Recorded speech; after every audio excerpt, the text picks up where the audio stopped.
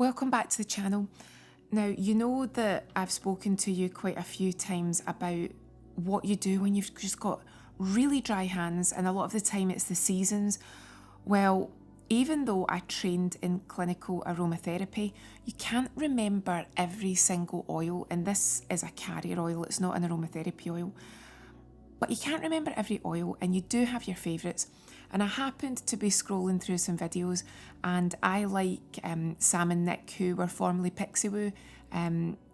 Nick, I think she still goes by the name Nicola Hayes, but Nick Chapman basically, and Sam too.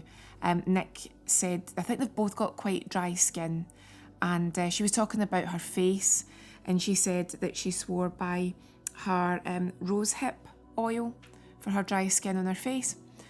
And it's an oil that, again, when you train, you're aware of these oils, but it had never really been in my radar as a go-to for me.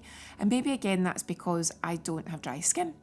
But my hands have been particularly bad this winter. I had really severe eczema, if you watched a few previous videos, to the point where this finger and this thumb in particular, it's as if the two of them just dehydrated all on their own, and the other fingers would be okay, but these two fingers just completely became so bad with eczema that there was nothing that I could do. And the products that I normally used were not having an effect. I found some products that were reasonably effective, and again, when you go to the doctors or the nurse, as much as they are helpful, it's mostly steroids and emollients, and the emollients have a lot of petrochemicals in them, and you feel as if nothing's really getting to the core of the problem. Dare I say it, it's very few and far between that you can sit with someone medical who says, let's get to the root. It's more about just treating the symptoms and not actually getting to the cause. And I get that because we don't have the time, everyone's different, and I do feel now as if we all have to be our own detectives. So I saw what Nick said, and I thought, do you know what? I have not tried rosehip seed oil. I've not tried rosehip oil at all. So I found that the prices were very reasonable online, but a lot of the advice was that you must look for cold pressed and you must look for organic. And the ordinary is quite often on offer. And this was under £8. And even though it's a dropper, I've been using it for weeks and it's still not even halfway yet, and you only need to use a few drops. But look, this is it. It's really nice. It's thick but not oily. It's not greasy. It's a dry oil, and I have been using this rosehip oil for about 3 weeks now, and I can honestly say this finger, which is unusual for me, but again seems to be one of those winter things now, this finger felt quite dry, and then the fingers beside it just felt normal. So using the rosehip for a couple of weeks has taken away the redness, it's taken away the dryness, and I honestly think it's been a game changer. So I'm sharing it with you because I think if anyone has dry skin, and again, you must do your own research, you must do your own testing because it might not work for you, but dry skin anywhere on the body, face included, rosehip oil might be really effective for you and could be worth a shot. So let me show you just how quickly my box just flew away, by the way, there. If you heard that, put the box down, just flew away. So it dries in so quickly, it doesn't leave a residue. It's not one of those oils where you can't do anything for half an hour. Let me show you here. So I normally use about that much, which is probably arguably too much, but I wanted to feel as if it was really going to do something. As you can see, it's a really vibrant oil, and what I tend to do is just, again, as you can imagine, just get it straight onto the hands. But then what I tend to do, because those two fingers were really giving me a lot of bother, is make sure that I've coated the fingers. As you get older, you might feel as if you start to get the lines across your hands as well, you know, just where your wrist is, you start to get the lines. So there's no harm at all making sure that you coat that part of your wrists with the oil, because anything that gets some moisture in means that if you are dehydrated or you're going to get your dehydration lines there, you're doing something about it. But then I just spend a bit of time really working it in to those fingers that are giving me bother, and then working it into the fingers and the cuticles, because if you've got any issues with dry skin, the cuticles tend to really get hit quite quickly.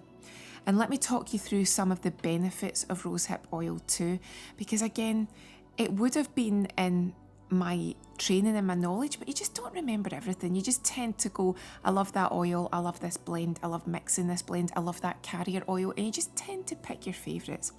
So one of the things for rosehip oil is it's got vitamins A, C and E. It's really effective at sealing in moisture. It's really effective at helping to repair cracks and damaged skin, and I can vouch for that. And they say that it's good for reducing inflammation. They're also saying it's good for really hydrating and restoring your barrier. It doesn't leave a greasy residue. Now look at this, obviously because you've used an oil there'll be a shine to the skin, but it doesn't feel now as if I'll touch things and I'll leave oily marks wherever I go. It really doesn't feel like that. And you know that I love my Seams hand cream, and Seams is excellent for not leaving an oily residue. But when I had the irritation, I just couldn't use anything that had any form of fragrance in it at all. Even if it was aromatherapy, it was just irritating me. So all these things had to get paused while I tried to get to the point of what was causing this. So it's really hydrating because of those essential fatty acids. It really does help with rough skin. They say that because it's strengthening the skin barrier, it's therefore sealing in moisture and it's therefore helping with rough skin. And I would agree with that. Because it's a dry oil and it absorbs in quickly, it means that you can use it and go about your day. Now again, I wouldn't be touching silk and I wouldn't be touching anything that you don't want to leave any paw prints on. I wouldn't be doing that. It's also very good because of the vitamin A. It helping to speed up your cell turnover. That's also very effective because you really do feel when everything is going wrong that it's just as if you've got this dry skin. It's just getting worse and worse every day. And it's also because of the antioxidants, so you're talking about your vitamins C and E, it's also protecting the skin. So if you're working in an environment or if it's very wintry and very cold and very dry, where you feel as if there's a lot of environmental pressures on your skin, then it can really help to protect it.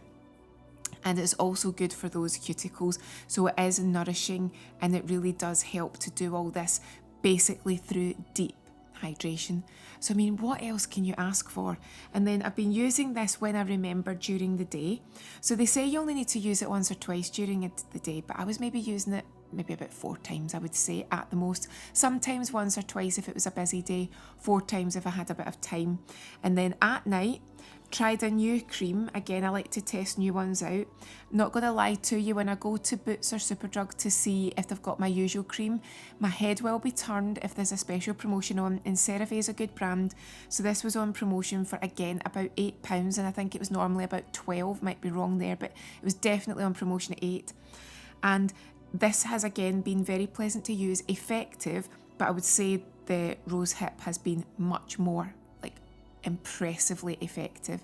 So what I've been doing at night, which has been really working for me, is the Rosehip oil on, followed by some of this reparative hand cream. Managed to drop it quite early on and split the lid, which was annoying. I'll show you how this looks. So again, this is it's not got any perfume to it. It's a nice thick cream, but it doesn't leave a greasy residue. But I found if I layer on the Rosehip first, followed by the CeraVe, followed by the cotton gloves, and I don't wear them sleeping, I just wear them for maybe half an hour before bed.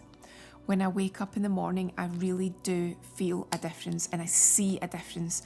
And I think that's the key thing.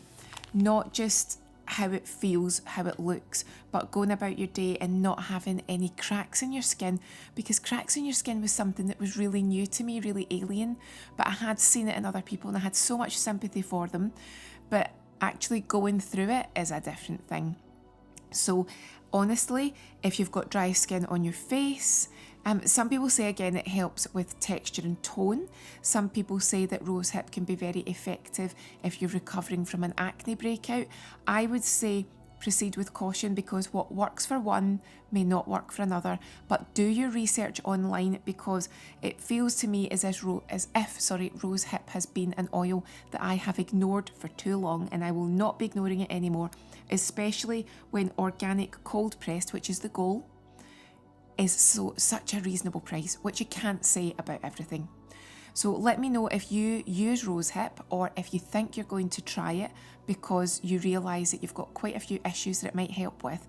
I'd love to know if it's effective for you, but wow, it was effective for me. So I'll keep using it. It's now going to be part of my repertoire all of the time. Have a great day, and I'll see you soon.